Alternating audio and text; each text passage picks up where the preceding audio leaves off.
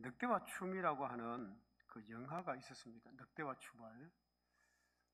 그 한때 장안에서는 아주 화제가 되었던 영화였습니다. 그 아메리칸 인디안 추장이 주인공인 백인 군인과 이렇게 나누는 이야기들이 있습니다. 여기 이제 아메리칸 인디언들이 백인들에게 쫓겨가는, 그들이 사는 땅에서 살지 못하고 총을 들고 오니까 인디아들은 창 가지고 화살 가지고 그 백인들을 대항할 수가 없어서 또 숲으로 도망가고 또 숲으로 피난 가고, 그런 과정들 속에서 한 백인 군인과 그리고 인디안 추장 사이에 이렇게 대화를 나누는 그런 이야기가 있습니다. 이 백인 군인 한 사람하고 추장이 아주 절친하게 지냈는데, 그때도 이제 어쩔 수 없어서 헤어지게 되는 겁니다. 그때 아메리칸 추장이 이렇게 백인 군인에게 말을 합니다. 세상을 살아가는데 여러 가지 방법이 있습니다. 그중 가장 좋은 방법은 진정한 인간으로 사는 것입니다. 아메리칸 인디안 추장이 백인 군인에게 진정한 인간으로 사는 것입니다. 세상을 살아가는데 가장 좋은 방법은 진정한 인간으로 사는 것입니다. 그 이야기를 합니다. 문명인 백인에게 인디안 추장이 하는 말입니다. 사실 맞는 말이죠. 세상을 살아가는 가장 좋은 방법은요, 부자로 사는 것도 아니고 무슨 높은 지위로 사는 것도 아니고 또 문명과 지식과 권력으로 사는 것도 아닙니다. 진정한 인간으로 사는 것이 가장 좋은 것은 뭘까요? 여러분, 인간이 무엇입니까? 인간이 뭐냐 물으면 우리 주변에 인간 되기를 포기한 사람들이 참 많습니다. 비인간적 처우에 대한 반항이 아니고 고통과 범민에 대한 다툼도 아닙니다. 자기 스스로 인간 되기를 포기한 사람들 이야기입니다. 여러분, 예를 들면 이런 거죠. 우리가 음식을 몸에 먹으면 안 좋다는 것 뻔히 압니다. 그럼에도 불구하고 그 음식을 먹는 거죠. 어떤 행동이 나를 망치고 우리의 어떤 회사를 망치고 단체를 망칠 수 있다는 것 뻔히 알면서도 그런 행동을 하는 겁니다. 누구보다도 똑똑하고 멸망의 길이라는 것을 뻔히 알면서도 무책임한 행동을 하는 것입니다. 이런 사람들은 살기를 포기한 사람들입니다. 사람답게 살기를 포기한 사람, 인간이기를 포기한 사람. 그래서 방탕하고 폭력을 휘두르고 온갖 못된 짓을 서슴지 않는 것입니다. 절망과 제약, 이렇게 저지르는 거죠. 심리학자 에리 프롬이라고 하는 분이 현대인의 다섯 가지 소외된 것을 설명을 합니다. 현대인이 5가지 경우에서 소외됨으로써 비인간화되어진다 하는 이야기를 합니다. 첫 번째로 노동으로부터 소외입니다. 노동으로부터 소외입니다. 사람은 누구나요, 창조적 행위에 참여함으로써 기쁨을 얻을 수가 있습니다. 우리가 꽃을 하나 심어도 그 꽃을 보면서 창조주께서, 하나님께서 지으신 그 만드신 아름다움을 우리가 느끼고 감동할 수 있는 것입니다. 농사 짓는 것도, 공장에서 제품을 만드는 것도 다 그런 마음가짐으로 해야 합니다. 그러니까 내가 수고하는 가운데 창조적 능력에 동참하는 것입니다. 내가 뭐 창작자가 아니더라도 이미 만들어 놓은 것을 보고 기뻐하고 즐거워함으로써 내가 그 기쁨에, 창조자의 그 기쁨에 함께 동참하는 것이 되는 것입니다. 그래서 하나님의 창조에 가담한 그 기쁨으로 즐겁게 일하는 겁니다. 그런데 우리가 하는 일은 그렇지를 못합니다. 왜냐하면 우리가 하는 모든 일이 하나의 생활의 수단이 되어버린 거죠. 그래서 먹고 살기 위해서, 살아남기 위해서 억지로 도살장으로 끌려가는 소처럼 그렇게 일하는 사람들이 의외로 많습니다. 이 노동이라고 하는 자체가 변질되어 버린 거죠. 그냥 내가 그 일을 함으로써 즐겁고 기쁘고 행복하고 이래야 되는데 그게 아니고 어쩔 수 없어서 먹고 살기 위해서, 마지못해서, 그러니까 노동의 자체가 의미가 변질됨으로써 인간이 비참해졌다는 것입니다. 그러니까 노동이 한낱 수단화 되어버린 거죠. 두 번째는 뭐냐 하면 생산과 소비의 과정으로부터 소외입니다. 그러니까 생산자가 소유자가 못 된다는 거죠. 옛날에는 이렇게 직접 우리가 농사를 짓고 자급자족을 해서 먹고 그랬습니다. 그런데 여러분, 자동차 공장에서 몇십 년을 일했는데도 그 자동차가 전부 내 것이 아닙니다. 누구를 위해서? 다른 사람을 위해서 자동차를 만드는 거죠. 여기 계신 우리 집사님, 근사님들이 집에서 맛있는 음식을 만들었습니다. 그러면 그 맛있는 음식을 만들어서 함께 식탁에 앉아서 나누어 먹을 때 그 기쁨이 있지 않습니까? 그런데 나는 음식을 만들어서 제공해주고 나는 저 구석에 가서 누룽지를 먹고 있다면 여러분, 그 음식을 만든 그 기쁨을 누릴 수 있을까요? 그렇지 못한 것들이 많다는 거죠. 오늘의 사연은요, 생산자와 소비자가 따로따로 존재합니다. 만드는 사람이 따로 있고 그래서 소비하는 사람이 따로 있는 거죠. 그러니까 생산의 어떤 감격도 소비의 기쁨도 없는 거죠. 그러다 보니까 사람은 점점 비인간화 되어져 가는 거죠. 옛날에는 우리가 양복도 참 다 사람이 손으로 다 만든 수제 양복, 요즘은 이렇게 말을 하더라고요. 그런데 요즘은 전부 다 기성복입니다. 다 공장에서 만들어져 넣어서 사이즈 만들어서 거기다 내가 맞추는 거, 나를 맞추는 거. 옛날에는 다 양복 재단사들이 내 몸을 다 재고 그리고 옷을 만들었지만 지금은 전부 공장에서 단체로 만든 거기다 내 몸을 만드는 거죠. 맞추어 있는 겁니다. 그러니까 이런 어떤 생산과 소비의 과정으로부터 우리가 소외되는 것입니다. 세 번째로는 공동체로부터 소외입니다. 우리 사람은요, 사회적 동물입니다. 그래서 사회적 동물이라는 말은 사람과 사람 사이에 서로 어울려가면서 서로 살아가는 거예요. 이게 가정이라는 공동체에 속해 있을 때도 그렇고 직장이라는 공동체, 학교라는 교회도 다 그렇습니다. 한 구성원이 되어서 함께 기뻐하고 즐거워하고 슬픔도 함께 나누고 이런 어떤 것들이 되어져야 이게 마땅한 겁니다. 자, 그런데 내가 속해 있는 이 공동체가 나를 기쁘게 해주고 있습니까? 내가 속해 있는 가정이 정말 나에게 기쁨을 줍니까? 남편을 보면서, 자식을 보면서 정말 기쁨이 그렇게 있느냐는 거죠. 남편들은 오히려 가정에 이렇게 살면서 무거운 짐을 느낍니다. 그래서 어떤 사람은 내가 왜 결혼했던가, 내가 왜 자식들을 왜 낳았던가 후회하는 사람도 있다는 거죠. 그러니까 이 가정이라는 것이 무거운 짐이 되어버린 거죠. 이렇게 공동체로부터 소외가 되면 안 되고 남편은 오히려 가정을 위해서 기쁨으로 일을 하고 이렇게 되어져야 되는 거죠. 가정에 가면 정말 편안하고 안식처를 누리고 그래야 되는 것입니다. 교회에 오면 같은 목장 또 교회 성도들 간에 서로 반갑고 즐겁고 기뻐해야 되는 거죠. 그래야 되는 것입니다. 그런데 그렇지 않고 오히려 이것이 무거운 짐이 되고 가정이 무거운 짐이 되고 만나면 짜증스럽고 원망스럽다고 하면 어떻게 될까요? 인간됨이 점점 사라지게 되는 것입니다. 자, 네 번째는 또 뭐냐? 이웃으로부터 소외입니다. 이게 사람 만나는 것이 기뻐야 됩니다. 사람을 만나는 것이 행복해야 됩니다.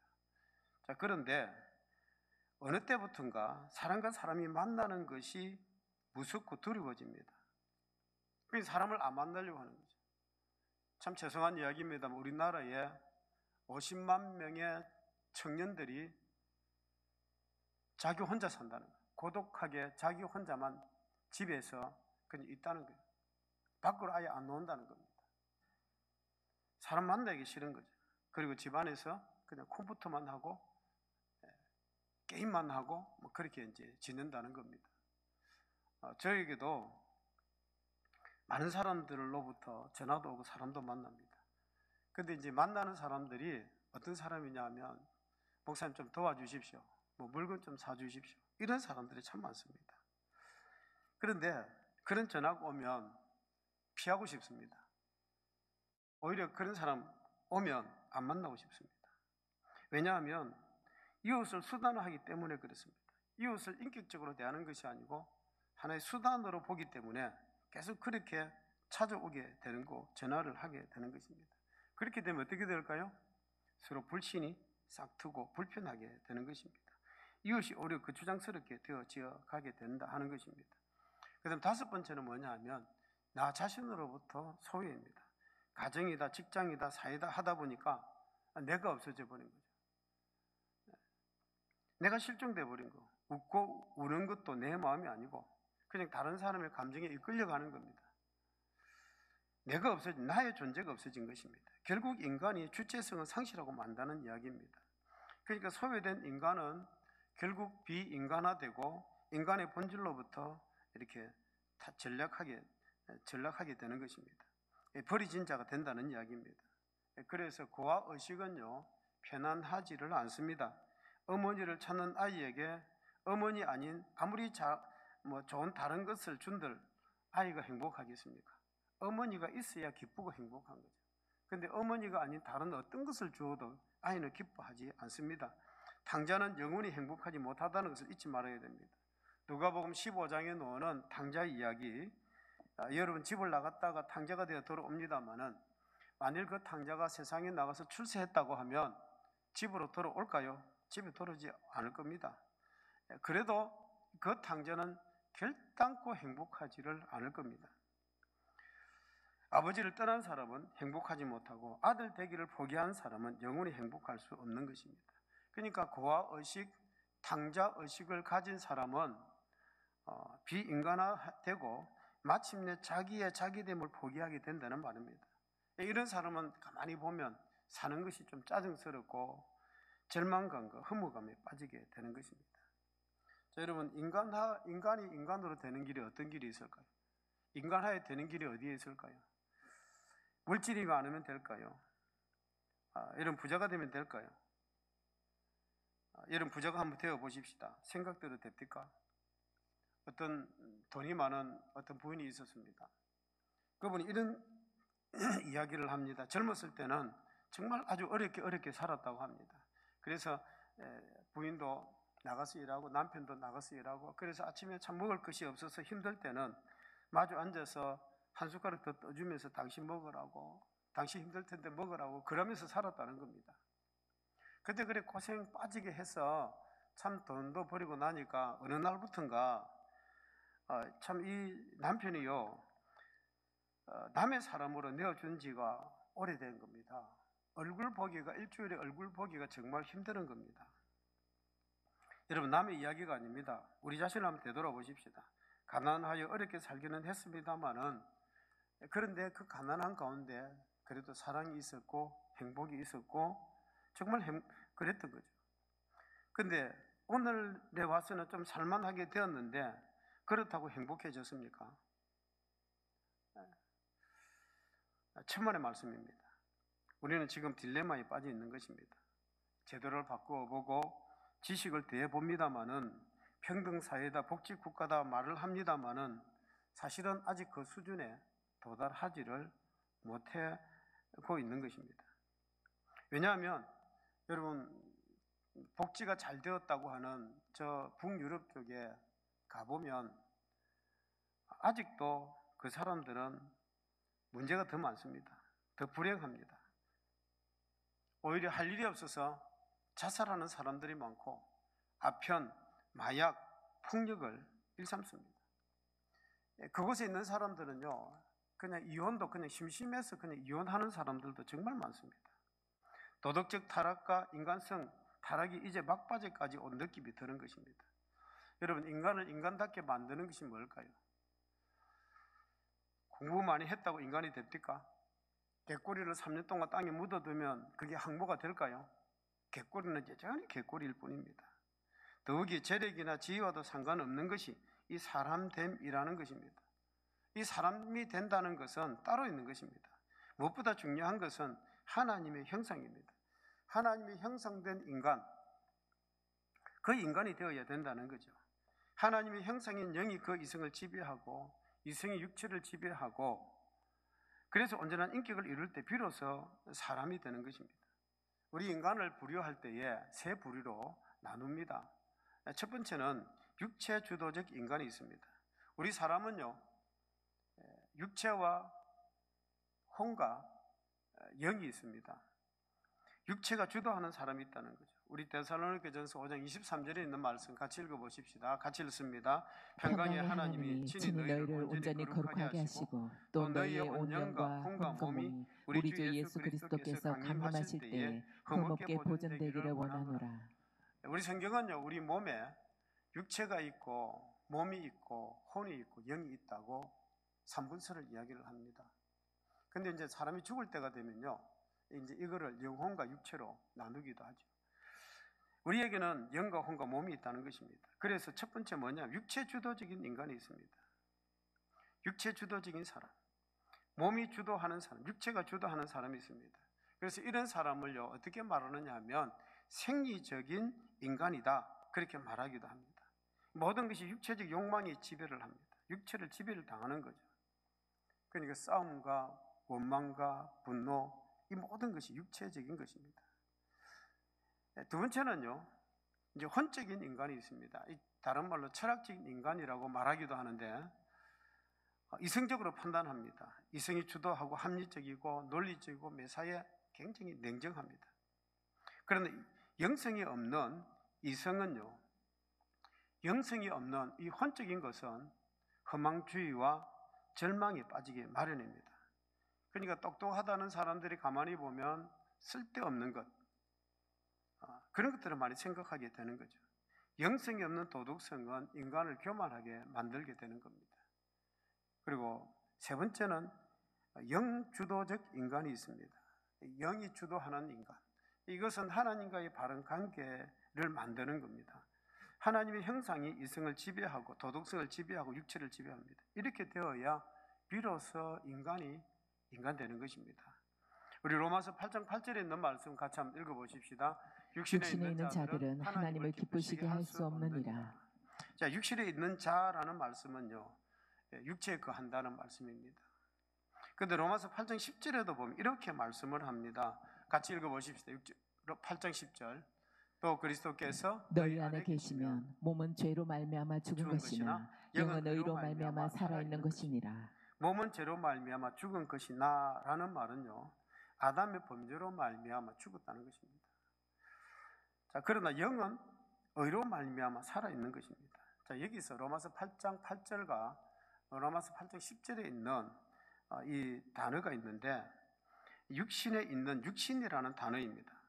로마서 8장 8절에 있는 육신은요, 살키노스라고 하는 단어입니다. 그런데 8장 10절에 있는 몸은요, 8장 10절에 있는 몸은 살키코스라고 그렇게 말을 합니다. 그래서 로마서 8장 8절에 있는 이 육신은, 살키노스는 인간의 신체나 뼈를 둘러싼 살을 의미하고 있는 것이 아닙니다. 이게 뭐냐 하면, 아담의 후손으로 태어난 인간이 아담에게서 물려받은 타락한 본성과 부패한 성향을 가리키는 거죠. 다시 말하면 인간의 어떤 욕망과 정욕, 탐심, 이런 것들을 말을 하는 것입니다. 여러분, 인간이 이런 어떤 욕망 속에 빠져 있으면 어떻게 되는가를 볼 수 있는 것이, 미국의 필라델피아 켄시턴 거리에는요, 한 3km가 펜타닐하고 마약에 취해 있는 사람들이 있습니다. 잠깐 영상을 한번 보십시다. 마약에 취해서 사람들이요, 완전히 좀비가 되어져 있습니다. 여러분, 아무리 많은 돈을 투자를 해도 타락한 인간의 본성과 부패한 이 성향을 바꿀 수가 없는 거죠. 인간의 타락한 본성. 자, 그런데 로마서 8장 10절에 보면요, 여기 몸은요, 살기코스라고 하는 단어를 씁니다. 이거는 이제 인간의 신체, 뼈와 살과 우리의 오장육부가 있는 몸인데, 결국 우리의 몸은 죄로 인해서 그렇게 죽을 수밖에 없는 거죠. 우리의 이제 몸입니다. 마약을, 펜타닐이라고 하는 이 주사를 맞으면 아까 그 모양으로 그렇게 막 바뀌어지죠. 그런 이제 그 몸.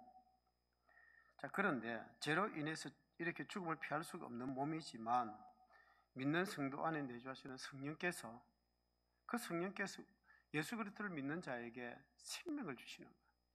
성령께서 우리에게 생명을 주시고 우리의 죽은 몸까지 다시 살리실 것을 약속을 합니다. 그래서 영이 주도하는 인간은요, 내주하시는 성령께서 하시는 그 사역, 내주하시는 성령의 사역 득택으로 성령 안에 존재하는 사람이 되는 거죠. 성령께서 존재하시기 때문에, 그래서 우리의 이 행위를 고칠 수가 있는 거예요. 성령의 은혜를 받으면 마약하는 사람도 바뀔 수가 있는 거죠. 이 성령의 존재, 내 안에 존재하게 되면 나의 행실도 죽일 수가 있게 되는 것입니다. 성령께서 내 안에 거하심으로 말미암아 내적으로 내가 하나님의 자녀가 되는 것입니다. 하나님을 나의 아버지라 부르고 내가 하나님의 자녀가 되는 것입니다. 저는 한 번씩 이렇게 결혼식에도 가고 뭐 이렇게 결혼 주례도 서고 이럴 때마다 결혼하는 우리 이제 형제 자매들을, 신랑 신부들을 보면서 제가 늘 기도하는 것이 있습니다. 속으로 이런 기도를 드립니다. 두 사람 어쨌든 싸우지 말고 행복하게 살아만 다오. 제가 결혼 주례를 마치고도 늘 제가 그런 기도를 드립니다. 어쨌든 두 사람 싸우지 말고 끝까지 행복하게 살아다오. 왜 이런 기도를 드리느냐 하면요, 여러분 교회 안에 있는 우리 청년들이라고 해도 그들이 하나님을 믿는 것 같지만 여전히 세상에서 가지고 있는 그들의 어떤 가치관, 사고방식을 가지고 살아가기 때문에 그렇습니다. 그 청년들이 공부도 많이 했고 똑똑합니다. 또 그들은 지식도 많이 있습니다. 이렇게 뭐 재주도 많습니다. 자, 그런데 이것이 문제가 되더라고요. 옛날에 우리 어른들은요, 살다가 보면 결혼해서 살다가 건택이라는 것이 있었습니다. 근데 그 건택을 다 견디고 다 결혼해서 이렇게 오랫동안 해로를 하는데, 결혼하면 신랑 신부들이 처음부터 이 주도권 쟁탈을 하기 시작합니다. 결혼 전에 친구들이 사람을 아주 못되게 버려놓습니다. 신랑 친구들은 신랑에게 대단히 이렇게 미리 훈계를 놓습니다. 야, 정신 차려. 여자는 처음부터 꽉 잡는 거야. 사흘에 한 번씩 치는 한이 있더라도 꽉 잡아야지. 한번 놓치면 평생 공채가 신세 못 면하는 거야. 그러니까 처음부터 결혼하면서부터 기강을 꽉 잡으라고, 아내의 기강을 잡으라고 그렇게 가르칩니다. 그러면 신부 친구들은 어떻게 할까요? 마찬가지입니다. 남자란 여자가 길들이기 나름이다. 처음부터 이것저것 다 해주면 안 돼. 그래서 첫날 밤에 뭐 이제 호텔방에 가서 이불 누가 펼 건지 니 펴라, 니 펴라 그러면서 서로 다투는 거예요. 여러분, 처음부터 확실하게 하라고 배움받은 사람들이 첫날부터 전쟁을 벌이려는 겁니다. 종국에는 다 없어지고 다 망하는 줄도 모르고 피가 나도록 싸웁니다. 그래서 싸움은 끝났지만 결국 한 사람은 종이 되고 한 사람은 폭군이 되는 거죠. 여러분, 어느 쪽이 되든 이것은 올바른 가정이 될 수 있겠습니까? 여러분, 주도권 쟁탈 때문에 그 가진들 어떠하고 못 가진들 어떠합니까? 어떤 부인이 자랑삼아 자기 남편 이야기를 합니다. 제 남편이 저를 3년 동안 쫄쫄 따라다니면서 결혼해달라고 사정해서 하는 수 없이 그렇게 결혼해 줬다는 겁니다. 자랑삼아 떠벌립니다마는 가만히 생각해보면 참 한심하기 이를 데 없습니다. 그런 너절한 남자와 평생을 사니까 당신도 참으로 한심하다, 이런 생각이 듭니다. 안 산다면 몰라도 같이 살면 어쨌든 그 남자를 어떻게 해야 될까요? 망신을 주는 그런 이야기를 하면 안 되는 것입니다. 남편이 훌륭하면 아내도 덩달아 훌륭해집니다. 남편을 깎아 내려놓으면 자신이 왕이 됩니까? 여러분, 행복하기를 원한다고 하면 이 주도권을 포기해야 되는 것입니다. 오늘로서 주도권 쟁탈에서 완전히 물러나십시오. 이스라엘 사람들이 재미있게 하는 이야기들이 있습니다. 너 남편을 임금처럼 높여라. 그러면 너를 여왕처럼 사랑할 것이다. 남편을 왕처럼 높이면 아내도 뭐가 된다고요? 여왕이 되는 거죠. 참으로 의미 깊은 말입니다. 여러분, 주도권을 포기하는 날, 그날로부터 사랑과 행복이 넘치는 것입니다. 여러분, 마음속에 고민이 있습니까? 갈등과 고민이 있습니까? 그 원인이 어디 있는 것일까요? 영적인 것입니까? 혼적인 것입니까? 하나님의 뜻입니까? 아니면 내 뜻입니까? 결국은 따져보면 주도권 싸움 때문에 그렇습니다. 그러니까 여러분들이 스스로 주님 앞에 주님 뜻대로 하옵소서, 내 뜻대로 마옵시고 아버지의 뜻대로 하옵소서, 그렇게 주도권을 깨끗이 반납하는 그 순간에 비로소 우리는 자유인이 되는 것입니다. 제가 알고 있는 어느 효자는요, 매사를 아버지에게 물어봅니다. 아버지, 이거 어떻게 할까요? 그렇게 물어봅니다. 그러면 아버지가 이렇게 하라 하면 그대로 따르는 것입니다. 그런데 중요한 것은 아버지 어떻게 할 거냐 매사 물었더니 아버지께서 어느 틈엔가 이제 너 알아서 해라. 모든 주도권을 아들에게 다 넘겨버리는 거예요. 주도권이 확립이 되는 것이에요. 여러분 오늘 본문도요 우리 기독교인의 4대 자유를 말씀을 하고 있습니다. 인간은 그가 누리는 자유만큼 인간됨을 향유할 수 있습니다. 혼적인 자유, 육체적인 자유, 경제적인 자유, 정치적인 자유. 이 모든 자유의 근본은 뭐냐 하면 결국 영적인 자유함에 있는 것입니다. 우리 기독교인의 4대 자유라는 것이 있죠. 진노로부터의 자유, 죄의 권세로부터 자유, 율법으로부터 자유, 사망 권세로부터의 자유입니다. 그런데 이 근본적인 자유를 소유한 자만이 진정한 하나님의 자유 자녀가 되는 것입니다. 그런 사람만이 인간다운 길을 갈 수 있는 것입니다. 자, 오늘 본문에 보면 이렇게 말씀을 합니다. 로마서 8장 6절에서 8절 말씀입니다. 로마서 8장 6절에서 8절 말씀 같이 읽어보십시다. 육신의 생각은 사망이요 영의 생각은 생명과 평안이니라. 육신의 생각은 하나님과 원수가 되나니 이는 하나님의 법에 굴복하지 아니할 뿐 아니라 할 수도 없습니다. 육신에 있는 자들은 하나님을 기쁘시게 할 수 없느니라. 육신에 있는 자들은 하나님을 기쁘시게 할 수 없습니다. 그러니까 우리가 어떻게 살아야 됩니까? 영적으로 날마다 성령의 충만함으로 그렇게 살 때에 생명과 편안과 참 자유를 누린다고 말씀을 하고 있는 것입니다. 참 인간의 길이 어디 있을까요? 2차 세계대전 말기에 독일군들이 미군 포로들을 굉장히 많이 잡았습니다. 그런데 총알이 다 떨어졌어요. 그래서 이 미군들을 죽이기는 죽여야 되는데 어떻게 죽여야 될까? 가진 방법을 다 동원하다가 마지막으로 생각해낸 방법이 미군들끼리 서로 죽이도록 만들자. 그래서 그들이요 미군들을 이 열차간에다가 다 몰아넣었습니다. 그리고 한 며칠을 밥을 굶기는 거죠. 정말 배가 고파서 어쩔 수 없을 정도로 그렇게 굶긴 다음에 그들에게 빵을 하나 던져줍니다. 그러면 그들이 서로 빵 먹으려고 서로 죽일 줄 알았습니다. 어떤 젊은 군인이 그 빵을 딱 잡았습니다. 그러니까 그 빵을 먹으려고 서로 막 덤벼드는 거죠. 그런데 이 빵을 잡은 군인이 빵을 탁 들고 뭐라고 하느냐면 우리 모두 성찬식 합시다. 다 같이 하나님 앞에 감사 기도를 드립시다. 그러니까 서로 먹으려고 덤벼들던 사람은 그 자리에서 조용해지는 거죠. 여러분 인간됨이 이해 있지 않습니까? 미국의 한 유명한 교회에 젊은 목사님이 있었습니다. 정말 뛰어난 목사님입니다. 말씀도 잘 전하시고 박사학위도 받으신 분이고 또 그런데 이분이 공명심에 사로잡혀서 성직을 버리고 정계로 나갔습니다. 그리고 국회의원도 상해 하원 국회의원도 되었습니다. 자, 이 야심적인 활동을 펼쳐 나갑니다. 그런데 참 이 하원 의원이 되고 보니까 야심적인 자기 어떤 욕망도 있고 해서 점점 신앙하고 점점 멀어지게 되고 교회와 멀어지게 되는 것입니다. 옆에서 친구들이 진심으로 충고합니다. 야, 돌아온나? 교회로 돌아와라. 야, 그거보다 더 중요한 것이 있지 않느냐? 만나서 대화도 하고 편지도 건면하기도 합니다만은 이 젊은 목사님은 끝까지 사회적 명성과 정치적 권력으로 큰 역사를 이루어 보겠다고 그렇게 살다가 보니까 마침내 불신자가 되고 말았습니다. 어느 날 만취가 되어서 집으로 돌아오자 3살 난 귀여운 딸 아이가 아빠를 보면서 아빠, 내 이제 글 읽을 줄 알아. 그런 이야기를 합니다. 그러니까 한번 읽어봐라. 그러니까 이 딸 아이가요 고사리 같은 손으로 성경책을 펴고 글을 읽는데 이렇게 읽는 거예요. 마음을 다하여 주 너의 하나님을 사랑하라.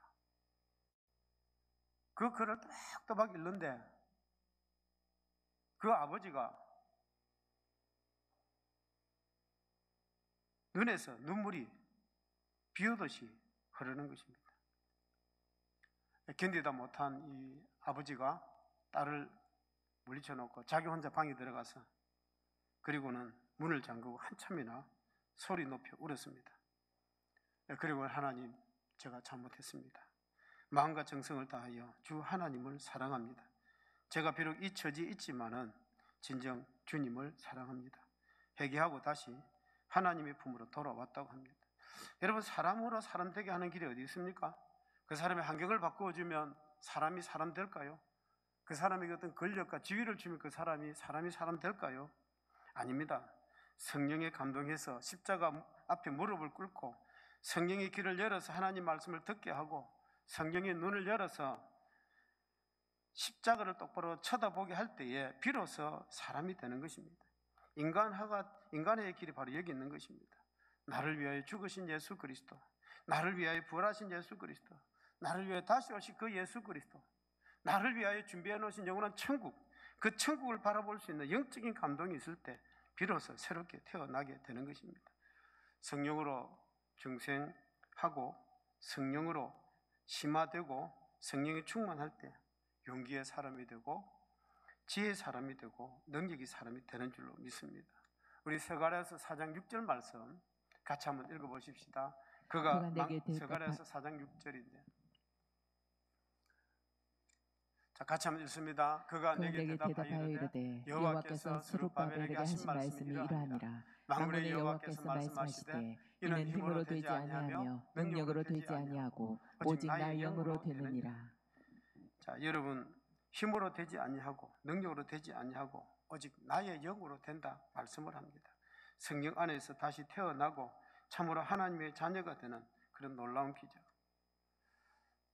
우리 힘으로 되는 것 아닙니다.